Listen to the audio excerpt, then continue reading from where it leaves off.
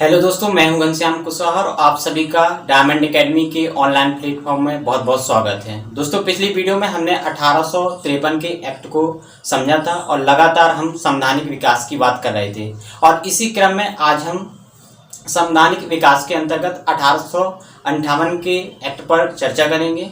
दोस्तों, इस एक्ट को स्टार्ट करने से पहले सबसे पहले हमें इसकी पृष्ठभूमि को समझना बहुत जरूरी है। दोस्तों, 1857 में भारत में एक क्रांति हुई थी जिसे हम भारत का प्रथम स्वतंत्रता संग्राम भी कहते हैं और इस क्रांति में ब्रिटिश सरकार को बहुत बड़ा झटका लगा था। किंतु ब्रिटिश सरकार का यह तर्क था कि यह जो क्रांति है वो ईस्ट इंडिया कंपनी के भारतीयों के शोषण और गलत नीतियों का परिणाम है। इसलिए इस एक्ट को भारत में the act for the good government of India के उद्देश्य के साथ इस एक्ट को भारत में लाया गया, जिसे हम भारत शासन अधिनियम 1858 की एक्ट के नाम से जानते हैं। दोस्तों, अब बात करते हैं 1858 एक्ट के प्रथम बिंदु की।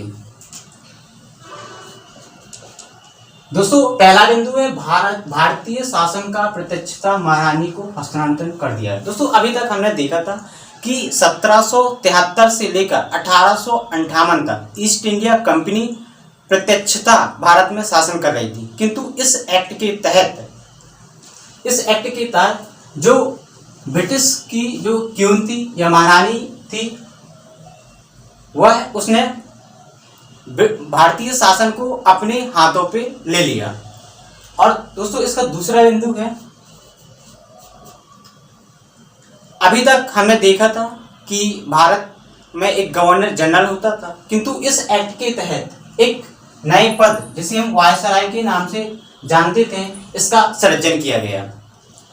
दोस्तों, इसका तात्पर्य यह नहीं है कि जो गवर्नर जनरल था उस पद को समाप्त कर दिया गया था। दोस्तों, जो गवर्नर जनरल और वायसराय दोनों ही पद समानांतर क्रम में भारत में चल रहे थे। जब लॉर्ड कैनिंग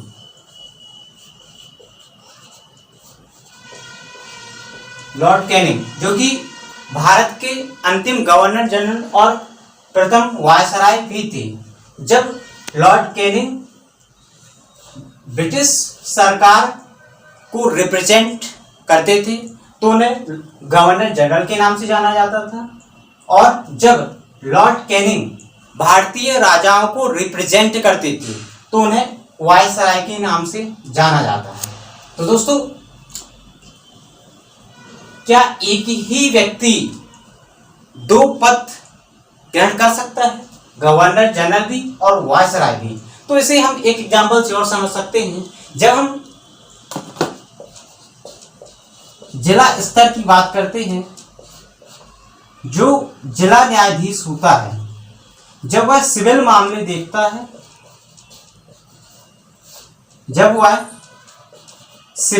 देखता है, तो उसे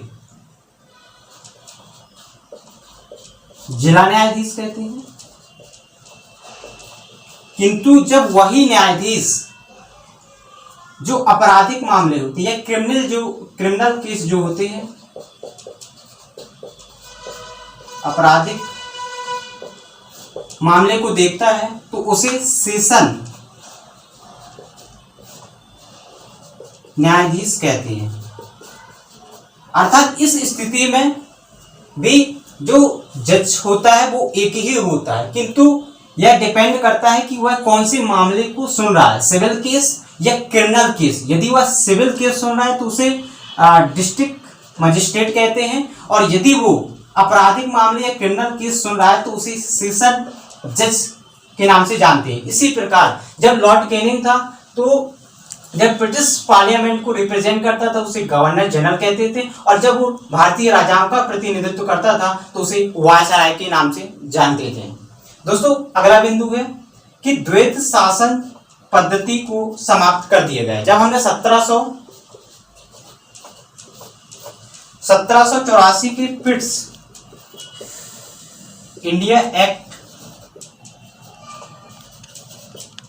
एक्ट को पढ़ा था, तो हमने देखा था कि जो ईस्ट इंडिया कंपनी के जो कार्य होते थे वो दो भागों में विभाजित कर दिए गए थे, जिसमें से कुछ जो कार्य थे वो कोर्ट ऑफ डायरेक्टर्स और जो कुछ कार्य थे वो बोर्ड ऑफ कंट्रोल को दे दिए गए थे। जो ईस्ट इंडिया कंपनी के व्यापारिक कार्य होते थे वो कोर्ट ऑफ डायरेक्टर्स देखते थे, जो कि ईस्ट इंडिया कंपनी की गवर्निंग बॉडी थी। इसके अलावा जो राजनीतिक मामले होते थे उन्हें बोर्ड ऑफ कंट्रोल के सदस्य देखते थे। इस व्यवस्था को इस एक्ट अर्थात 1858 के भारत शासन अधिनियम के तहत इस व्यवस्था को समाप्त कर दिया गया। अगला बिंदु है वायसराय के अलावा एक नए पद को और सृजित किया गया, जिसे भारत सचिव या भारत राज्य सचिव के नाम से जानते थे। और इसकी सहायता के लिए, जो कि एक केवल एडवाइजरी या सलाहकारी परिषद होती थी, अर्थात एक सदस्य होता था जिसे भारत सचिव या भारत राज्य सचिव के नाम से जानते थे। इसके अलावा 15 और अन्य सदस्य होते थे जिन्हें सलाहकारी परिषद के नाम से जानते थे। और दोस्तों यह भारत सचिव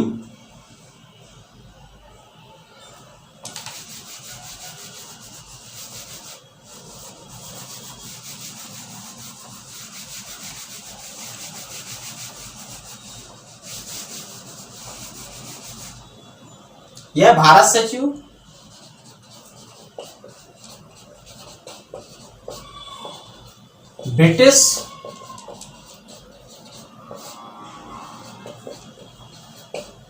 मंत्रिमंडल का सदस्य होता था और यह ब्रिटिश सरकार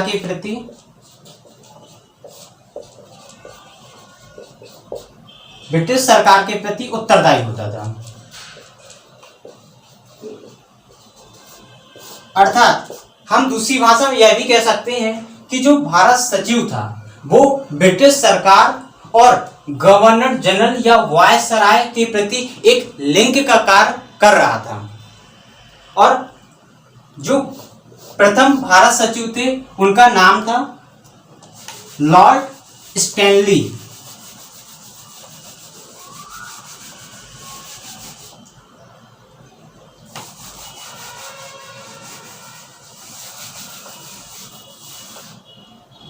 दोस्तों pre of point of view से काफी महत्वपूर्ण है।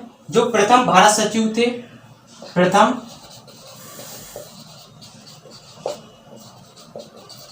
सचिव थे, उनका नाम था लॉर्ड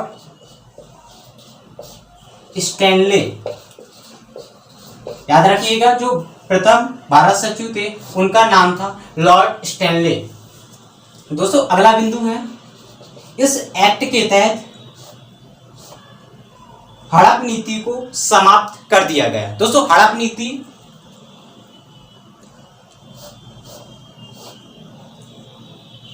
इसके अंतर्गत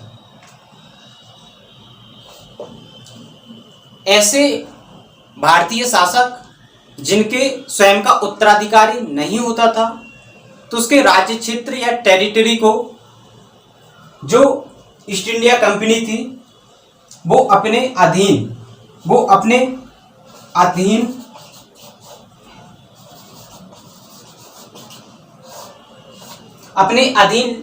ले लेती थी। अर्थात जो भारतीय शासक थे वो किसी एडॉप्टेड चाइल्ड को हायर नहीं कर सकते थे। दोस्तों इसके अलावा भी हम कुछ जो प्री पॉइंट ऑफ व्यू से क्वेश्चन बन सकते हैं उसको देख लेते हैं।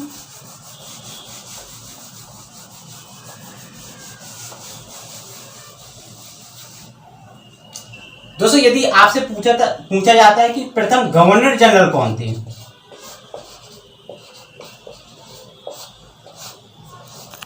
तो प्रथम जो गवर्नर जनरल थे वो थे लॉर्ड हेस्टिंग्स।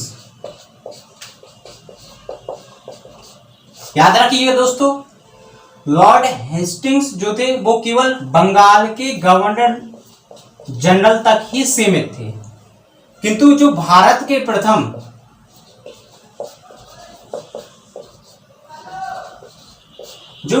के प्रथम गवर्नर जनरल थे वो लॉर्ड विलियम बेंटिंग थे।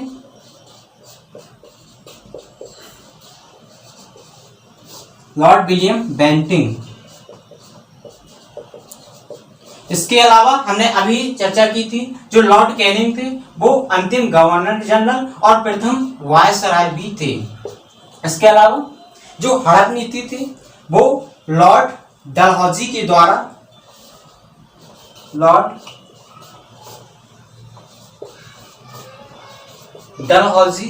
द्वारा प्रारंभ की गई थी, जिसे भारत शासन अधिनियम 1858 के तहत समाप्त कर दिया गया। दोस्तों इस प्रकार हमने 1858 के भारत शासन अधिनियम के अंतर्गत सभी महत्वपूर्ण बिंदुओं और जो question pre of point of view से बन सकते हैं उनको भी डिस्कस किया। आशा करता हूं कि ये वीडियो आपको पसंद आया होगा। दोस्तों यदि आपको यह वीडियो पसंद आया है तो ज़्यादा से ज़्यादा अपने मित्रों तक इस वीडियो को जरूर शेयर करें। धन्यवाद।